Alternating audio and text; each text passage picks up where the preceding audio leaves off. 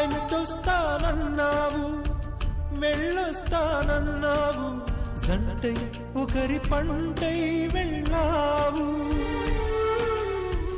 కరుణిస్తానన్నావు, వరమిస్తానన్నావు, కరువై మెడకూరివైపోయావు. దేవతలోను ద్రోహం ఉందని తేలిపావు, దీపం కూడా దహిస్తుందని తేల్చావు.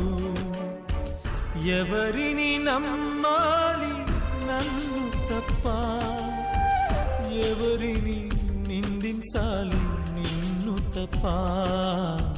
నువ్వంటే ప్రాణమని, నీతోనే లోకమని, నీ తోడే లేకుంటే బ్రతికేది ఎందుకని ఎవరికి చెప్పుకోను.